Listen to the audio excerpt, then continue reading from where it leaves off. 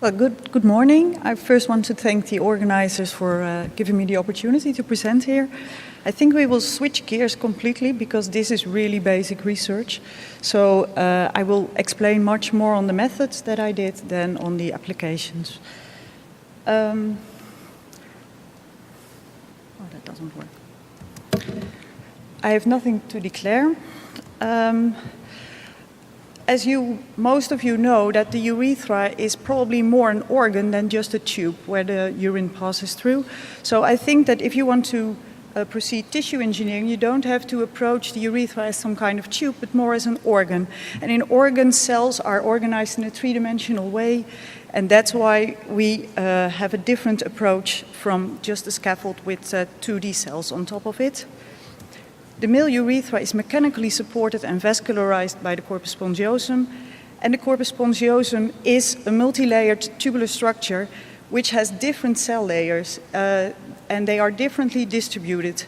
So in a previous study of our group, we showed that, I would like to see if I can use the mouse, no. There's a, yeah. Yeah, but the pointer is really weak, at least. You just have to believe me that on the inside of this number 1 line, there is a very rich microvascular tissue, which makes the vascular bed for the urethra. And then in the second layer, you can see in a more deep purple staining, there are a lot of elastin fibers. And then in the third layer, we have the vascular spaces, which make the spongy appearance of the corpus spongiosum. And there are also a lot of microvessels. If you zoom in a little bit on the urethra epithelium and the layer just below, you can see with the von Willebrand factor staining, which is an indicator for endothelial tissue, that there are very many little vessels just below the urethral epithelium.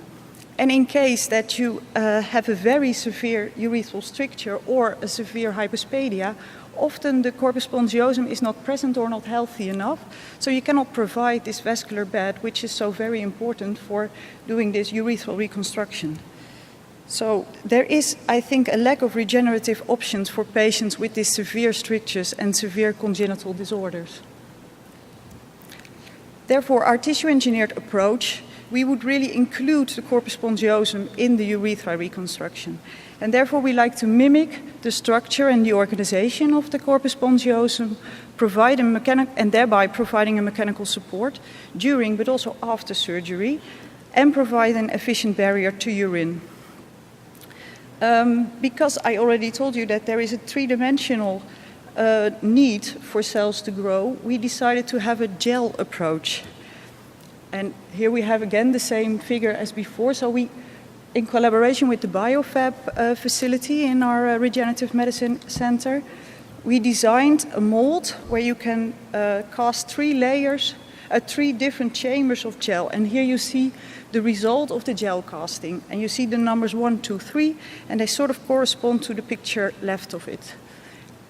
This gel is a gelatin hydrogel, so it's, the details I can tell later, but it's a bit similar to collagen, but it's different. And we use a melt electrospun fiber mesh. And don't confuse this with the meshes that are used in pelvic floor, because this is completely different. This is a very tiny mesh with very tiny layers.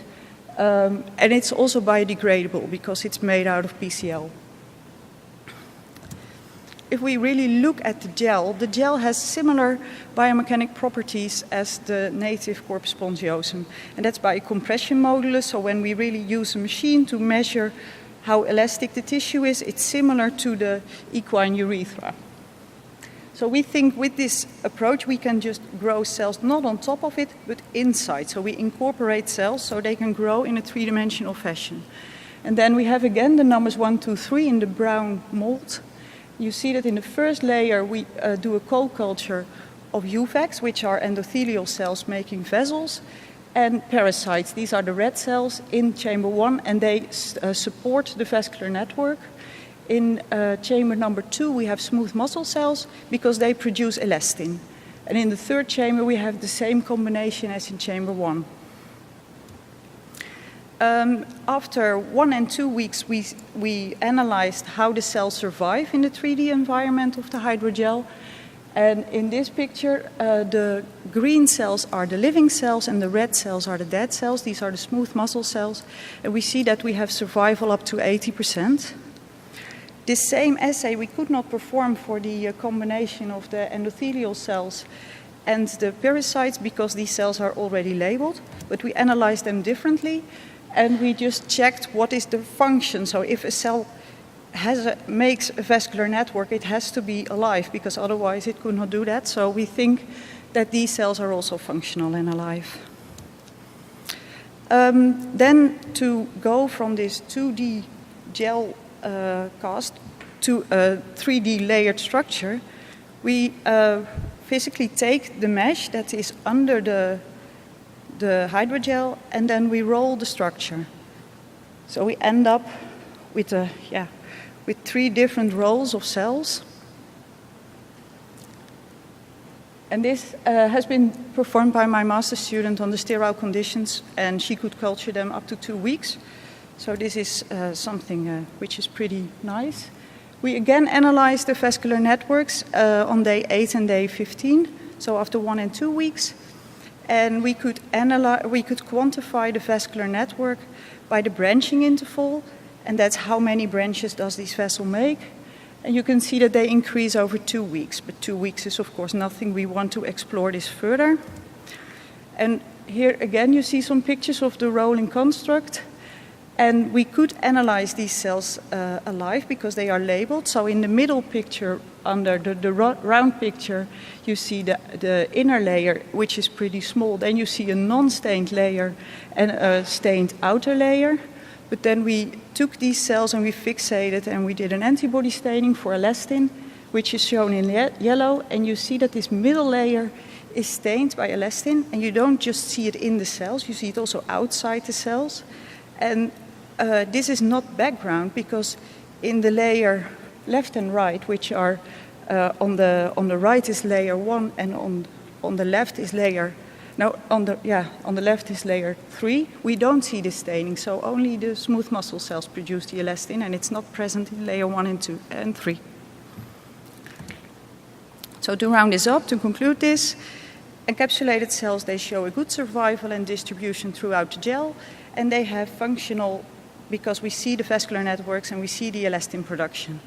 The biomechanical properties are similar to the native tissue, and we could roll this construct into a multi-layered tubular construct with the mesh as a guide for rolling. So ongoing work now includes design of better molds, because in this case, chamber 1 was a bit too small, so it was not really all around. So now we used catheters as a base to the size of the chambers. And for future plans, we want to seed the lumen with the uroepithelial cells, and we want to dynamically culture the construct to also train the smooth muscle cells to produce even more and more organized elastin. Thank you for your attention. So, question from audience, Tony. Oh, that was very interesting. Do you plan on taking this rolled up hydrogel and inserting it into your urethra to have it incorporated ultimately? Ultimately, yes. But first we have to do some more testing before we can do that, of course. So you want to try to help, you'd like this to incorporate smooth muscle and the epithelial cells that make the lining? Yeah. Okay. So you haven't tried putting this into an animal and doing a cross-section? No, not yet. No, sorry.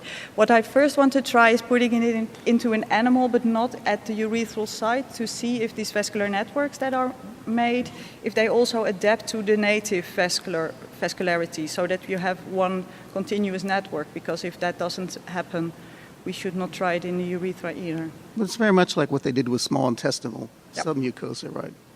Okay. Thank you. Okay, next question. Thank you very much. This is really interesting.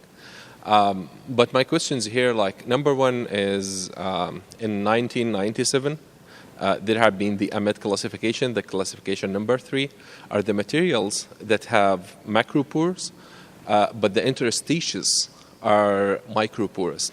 So I can see the same thing happening when you are rolling them. Mm-hmm. The 2 layers are like the pore size will be very small, And the science behind this is that the bacteria is very tiny, Yeah.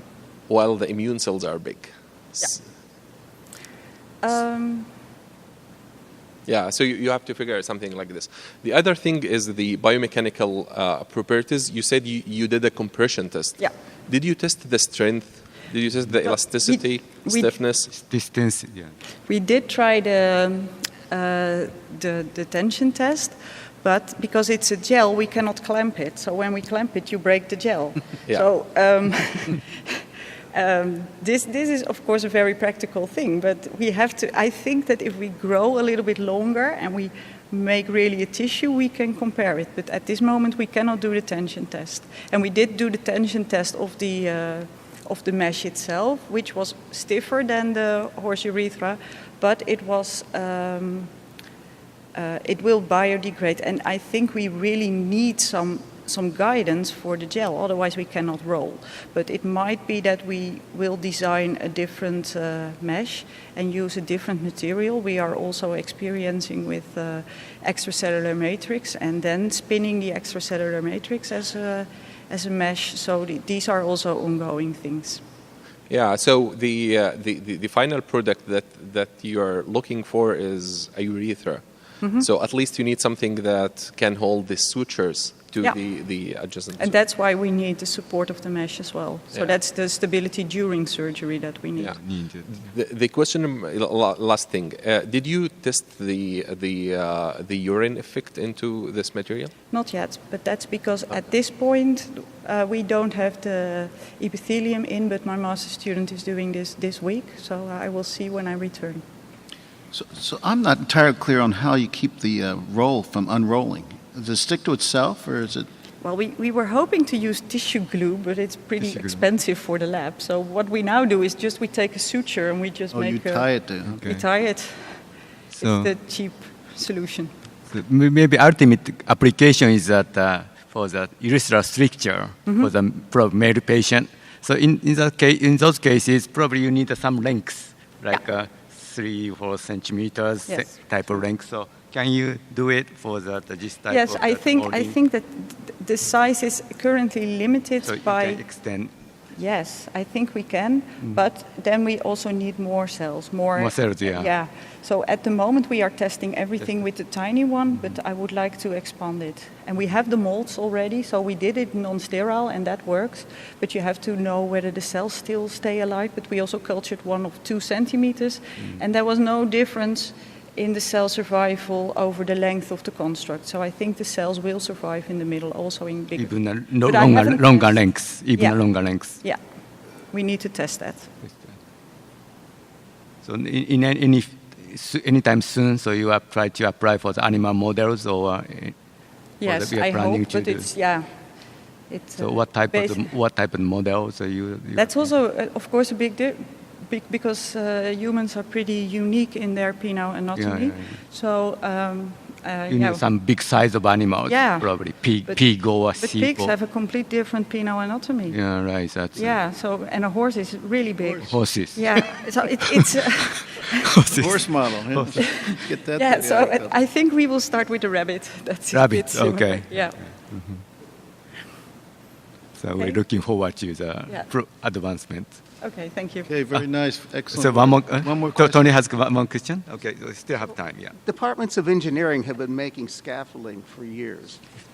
The only one I know for bladder that's been successful is called catheter. But has there been any successful scaffolds made where they start out like you're doing it now? It doesn't have to be for your application, but are there any successes at all? Because I haven't seen any. No, and I think there is not been so much success in the last years on tissue engineering, and that's basically mostly caused by the lack of vascularization of all the constructs that people are making. That's why I want to make this vascular network in the gel. And another problem is, of course, the innervation, because although the tissue engineered bladders seem to work, they were not innervated, and we all know how important nerves are. So these are 2 really big hurdles that we need to pass before we can really apply tissue engineering in a clinical practice, I think. Okay. Thank you very much. Excellent work. Thank you. Yeah.